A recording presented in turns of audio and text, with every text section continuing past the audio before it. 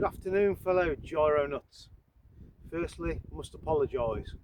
At the beginning of the year I was going to do this video, but a few of life's obstacles got in the way, and basically the toys got put to one side until now. Everything's smoothed out again. I'll be glad to see the back of 2025. So this video is the second, maybe the third of the Whippit X. The first showed you this one being cut out, showing you the plans, blah blah blah. It's been put together, it's been test flown at Winston this year. A few of the guys have had a fly with it. Everything's good. So today I'm just going to run through the setup. Hopefully a bit of help to someone. Right, I'm going to go and grab my transmitter, we'll turn everything on and I'll just run through everything. Okay, this one was built to the plans that I now sell. There's been quite a few sent out around the world. Like I said, hopefully this video should help them if they speak English. If not, if anybody wants to translate it, please do so. Right, I don't know how well you can see this, but this has been set up to the plans. These are the servos, the coronas that are shown on the plans. Metal gear jobs, they're thin wing servos. There's one each side, obviously. Speed control, I think that one's a 40 amp. I 3D printed those brackets, but you can make some out of wood. If you want the files for those, by all means, I can put those somewhere if anybody's interested. On the opposite side, I've got the receiver. That's a Futaba fast receiver. Some little brackets there just to neaten things off, like for the wires. If people want those, I don't mind uploading the files. The battery goes in there. It's literally held in with a rubber band. If you want to put Velcro on or do it, whatever you want to do, that's up to the individual. What I will say is, if you find that your model's nose heavy, rather than add tail weight, you can simply cut out the battery bay and move the LiPo back. These are 3S 2200 milliamp hour cells from Formax. This battery is probably, I don't know, 5-6 years old, and it's good as the day that I bought it. So highly recommended. I've got several of these, and so have the other lads on the field. There's a rudder servo. It's a little Emax. I think it's metal geared. The closed loop system is just fishing line, nylon fishing line. My horn is a 3D printed job, but you could make one out of fiberglass or birch ply. There's a tail skid that's shown on the plan. That's inset into the lower fin. You could always put a steerable tail wheel on if you like. The rudder's very small, but it works well.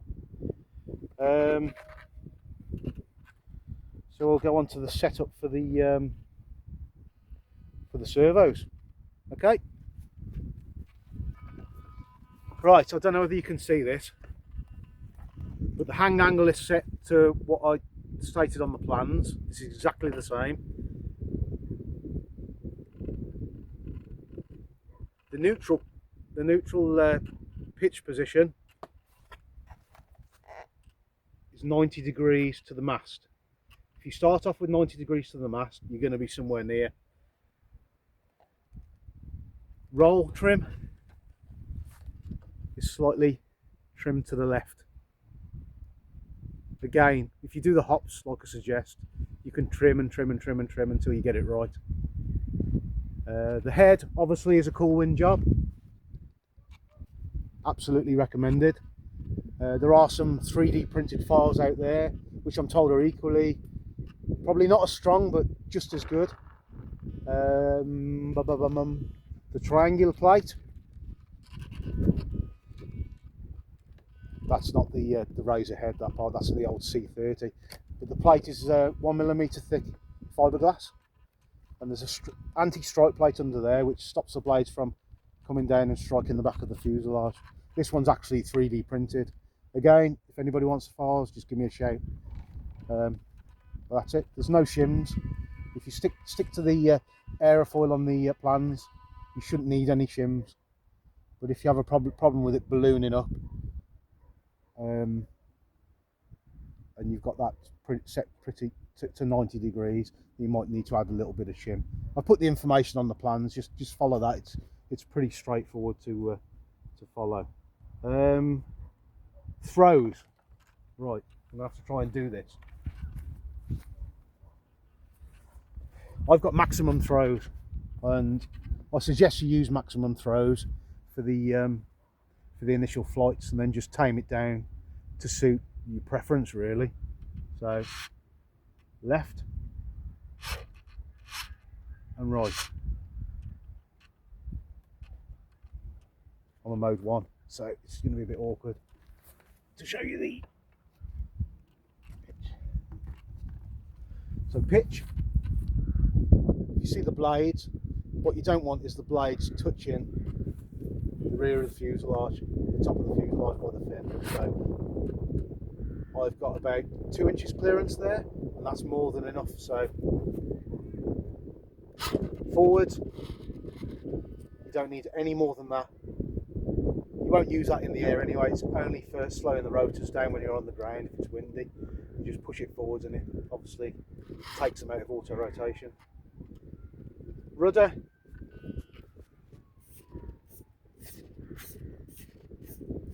full deflection really, because it's a small rudder.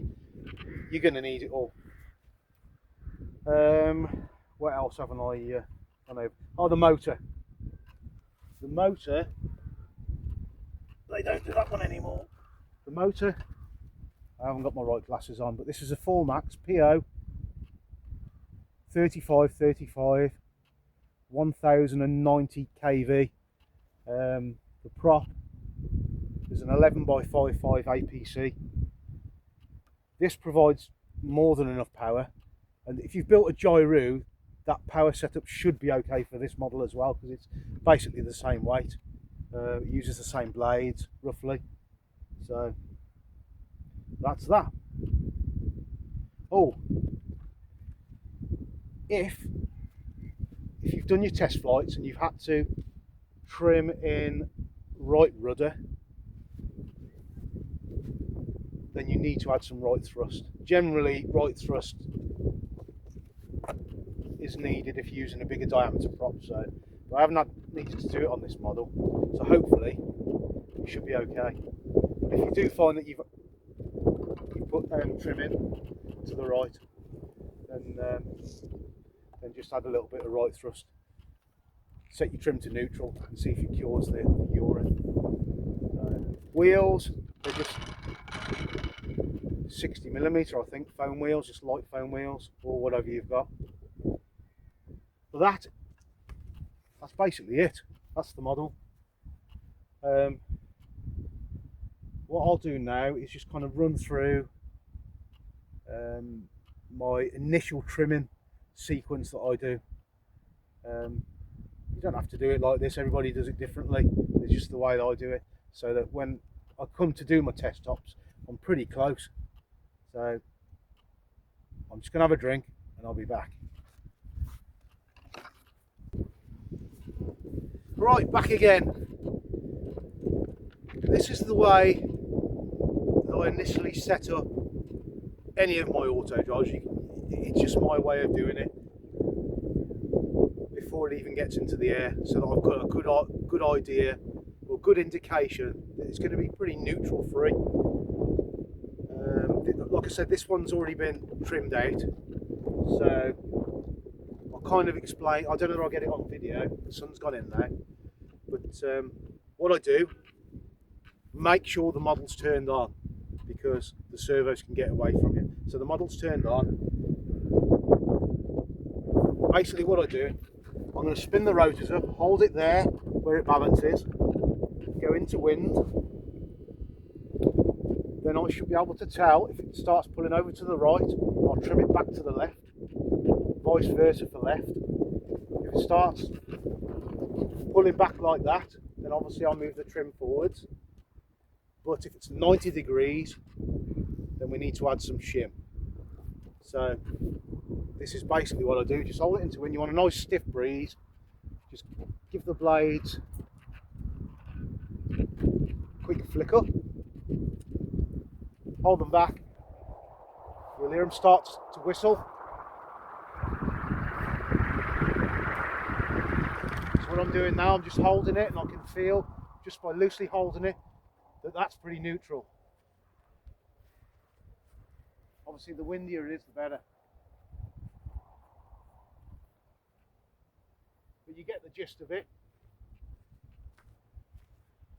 Sometimes it can take quite a lot of trim just to get it feeling neutral. But you can, if there's something obvious, you can feel it pull. So that's just my suggestion. It's what I do. It's helped me. So next thing I would do is do test hops. Now, test hops isn't my idea. It's my my old mate Dave Serace in America taught me this way, and it's just the way that I've always done it, and the way that I tell others if they want to do it. Some people like to hand launch for their first flight. I just prefer to do these hops and just know for sure by just, you know, just going off the ground a little bit whether it's trimmed correctly or not. So basically all you're doing is doing hops and trimming in between. Here you go, the blades again.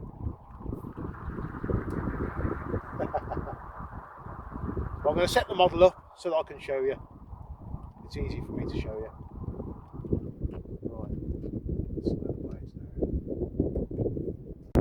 Right then, so today we've got a northerly wind. So what I'm going to do, I'm going to leave the model down here,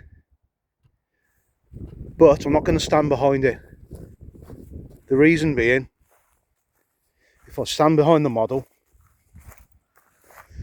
by the time it gets all the way up there and lifts off, I'm going to struggle to see what it's doing for a hop. So this is what I do. The model stops there, and can you see where my transmitter box is? I'm going to stand there. I'll just walk over and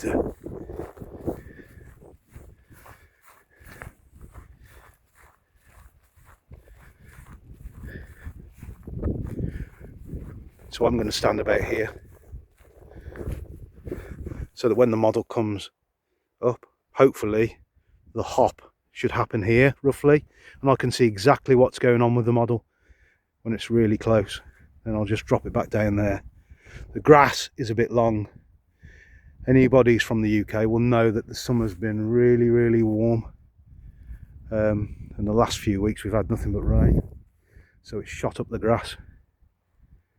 Of course the weeds have carried on growing all through the summer, but like your lawn at home. But what you don't want to be doing, and I've done this many times, I've heard so many people say, there's something wrong with my auto jar, it won't take off, it keeps rolling to the left. Well, the simple reason is your blades aren't up to speed. It's so easy to do, and it's generally, like me, the fixed wing guys. So what you need to do is control your takeoff, or your hop today. If I can show you what it does, if I can do it and hold the camera as well. But what you don't want to be doing is just opening the throttle like that and rolling over. Look, see how it rolls over? That's what you don't want to be doing. Well, I'm just giving the blades a quick flick. Sorry about my shadow. What I'm doing, I'm just holding rearward tilt there, full rearward tilt, and that's going to get the blades up to speed. So what I'm going to do now, I'm going to walk up here to my camera case. I'm still holding back, and the blades are getting quite fast now. So what I'm going to do, I'm going to start accelerating with the throttle. I'm moving the pitch trim back to neutral, but that's only going at walking pace, no more than that. If you go any faster than that, you're going to roll over. When the blades are up to speed and it's trimmed right, it should just take off on its own like that. I'm just going to throttle back, just steer it away, back into wind. So I hope that picked that up. I've tried this several times already, but I think that one was okay. So if you're taking off, you're doing your hop and the nose lifts up and it kind of hangs its tail in the air, then you either need to check your pitch, make sure that it's at that 90 degrees that I spoke of earlier, make sure your hang angle's right. If all those two things are right, then add the tiniest bit of negative shim to the blades. Basically, you've made your blades too good, too lifty. It's very rare that you need to do that. It's generally trim or centre of gravity. And that's it really. I could go on and on doing hops and hops and hops. It can take you an hour, 2 hours. Just do it when, ideally, it's best to do it when there's no wind, because you get a good feel for it. But if you can, don't stand behind the model. Stand up to where it's going to be lifting off from roughly. It's what I do. You don't have to do it like that, but it works for me. And that is how I hop. Let's go do the hop. So there we go. We'll go for a flight and talk you through the flight, but I'll probably do that in another video because this is going to be quite long. If you find it of use, if it's been any use, give me a thumbs up, put a comment down if you've got any questions, blah blah blah. If you want a plan, you can purchase them from myself. I'll put a link in down the bottom. Just send me an email. At the moment I haven't got any in stock, but it takes about a week to get hold of them. That's it for the time being. I'm going to have a couple of flights while I'm up here and in preparation for the next video. Okay, thanks for watching guys.